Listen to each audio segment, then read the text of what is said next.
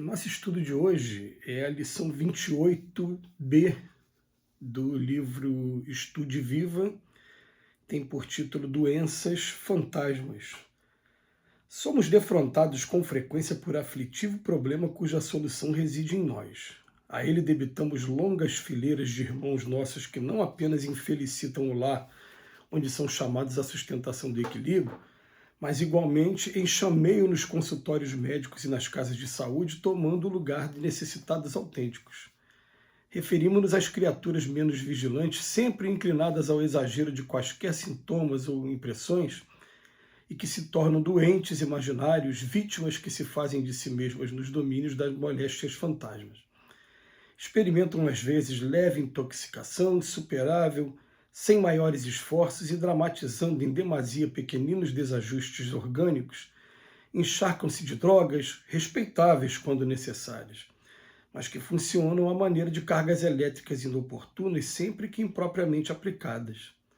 Atingindo esse ponto, semelhantes devotos da fantasia e do medo destrutivo caem fisicamente em processos de desgaste, cujas consequências ninguém pode prever ou entram, modo imperceptível para eles, nas calamidades sutis da obsessão oculta pelas quais desencarnados menos felizes lhes dilapidam as forças.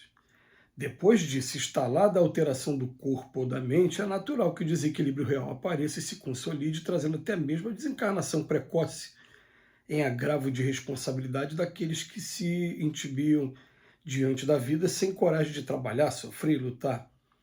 Precatemo-nos contra esse perigo absolutamente dispensável. Se uma dor aparece, auscultemos nossa conduta, verificando se não temos causa à benéfica advertência da natureza.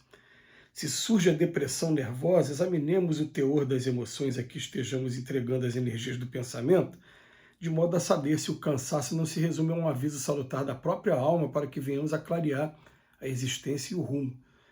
Antes de lançar qualquer pedido angustiado de socorro, aprendamos a socorrer-nos através da autoanálise criteriosa e consciente. Ainda que não sejamos por nós, que não seja por nós, façamos isso pelos outros, aqueles outros que nos amam e que perdem, consequentemente, recurso e tempo valiosos, sofrendo em vão com a leviandade e a fraqueza de que fornecemos testemunhos. Nós que nos esmeramos no trabalho desobsessivo em doutrina espírita, consagremos a possível atenção a esse assunto, combatendo as doenças fantasmas que são capazes de transformar-nos em focos de padecimentos injustificáveis a que nos conduzimos por fatores lamentáveis de auto-obsessão. Gente, esse texto é seríssimo. É claro que a doença fantasma e a auto-obsessão hoje tem um nome mais moderno, doenças psicossomáticas. E o texto vem trabalhar dois pontos. Vem, em primeiro lugar, vamos colocar assim, aquela pessoa, e falar sobre aquela pessoa que ela parece que o tempo todo coloca em evidência as falhas que ela tem, os erros que ela tem. Longas fileiras de irmãos nossos que não apenas infelicitam o lar, onde são chamados à sustentação do equilíbrio, mas também enchem consultório médico, casa de saúde. E ele vem falar para a gente o seguinte, das pessoas que são sempre inclinadas ao exagero de quaisquer sintomas ou impressões e que se tornam doentes imaginários.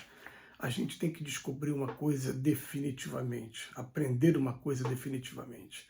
O pensamento tem muita força. Tudo que a gente vai exteriorizar na matéria começa aqui no pensamento.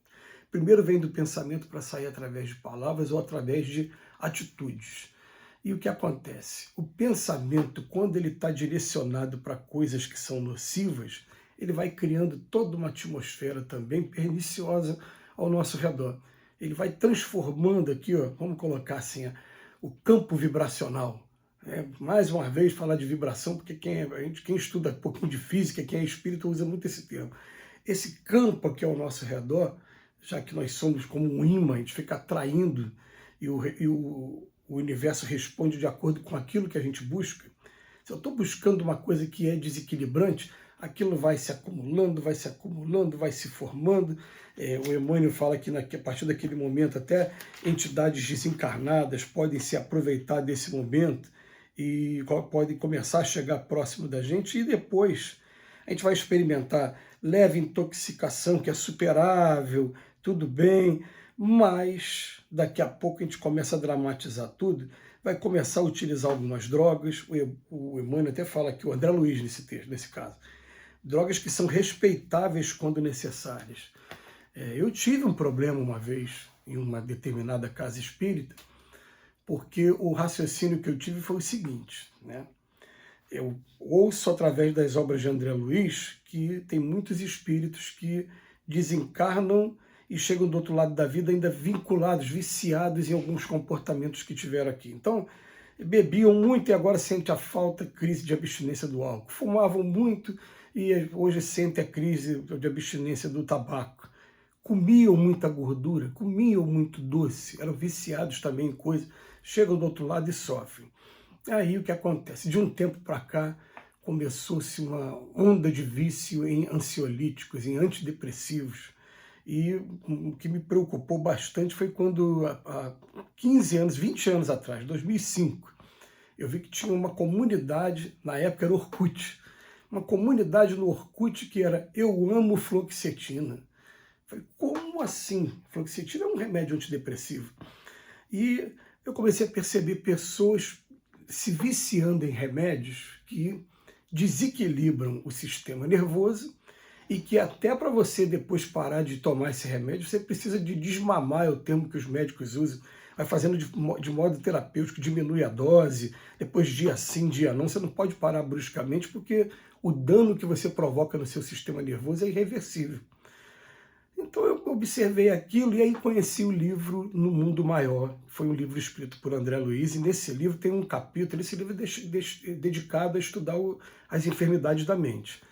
E aí o André Luiz fala assim, os ansiolíticos eles devem ser utilizados como último recurso, depois que tudo foi tentado. Então já se tentou fazer isso, para isso as terapias ajudam muito. Então até a gente, né, podendo aconselhar alguma coisa, se tivesse autoridade para alguma coisa, o trabalho maravilhoso que alguns psicólogos fazem é esse de libertação nossa. Tudo bem, sem precisar ainda entrar nesses remédios que podem causar dependência. Mas tem pessoas que precisam, então o Emmanuel usa aqui, se encharcam de drogas respeitáveis quando necessárias, mas que funcionam à maneira de cargas elétricas inoportunas e sempre que impropriamente aplicadas. Quando ele usa essa frase no final aqui, eu vou chamar a atenção de que se você está viciado num ansiolítico e desencarnar hoje, do outro lado não vai ter ansiolítico. E aí eu não tenho o menor constrangimento de continuar afirmando. Vai sofrer muito, como se tivesse até encarnado também, tivesse que parar de tomar de repente o remédio, mas lá do outro lado não vai ter o remédio. O que assusta a gente é quando a gente lê no Livro dos Espíritos que a sensação que o espírito desencarnado tem é 1000 vezes maior do que a nossa aqui enquanto a gente é encarnado. Está lá na 4ª parte do Livro dos Espíritos. Isso chama a atenção da gente. Mas aí tudo bem. Ele vem falar para a gente, atingindo esse ponto, aí sim você começa a ver o desgaste no campo físico. Começou aqui na mente, daqui a pouco começa a vir para o campo físico também. É normal. Se eu estou me desequilibrando na gula, daqui a pouco meu estômago vai estar maior do que o normal. Se eu estou me desequilibrando, comendo gordura demais, daqui a pouco meu campo cardíaco vai estar exigindo tratamento especial, as carótidas vão começar a entupir, meu colesterol vai começar a ficar alto, eu vou ter problema com triglicerídeos, isso é normal. Então a gente começa de pequenos desequilíbrios, daqui a pouco vai tomando proporções maiores, e muitas das vezes por conta de doenças fantasmas, doenças que se a gente fosse olhar lá na origem, não tem uma causa física, na verdade ela vai ter uma causa espiritual que é de falta de motivação para mudança de comportamento. Então, olha só, tem um momento que o Emmanuel vem falar para a gente, que até o cansaço e o desânimo que a gente sente, se surge a depressão nervosa, examinemos o teor das nossas emoções, aqui estejamos entregando as energias do pensamento, de modo a saber que isso não se resume só a um aviso salutar da própria alma para que a gente tome outro caminho, toma vergonha e para de cometer o mesmo erro toda hora. Então, antes de lançar qualquer pedido angustiado de socorro, vamos aprender a socorrer a gente mesmo e fugir desses processos que André Luiz chama aqui de auto-obsessão. Fica aí o estudo muito profundo e a gente espera que nossas palavras tenham tido alguma utilidade, já pedindo perdão aí se utilizou algum termo ou algum exemplo que possa estar ferindo as nossas dores, mas são as dores de todos nós. Que Jesus nos abençoe hoje e sempre.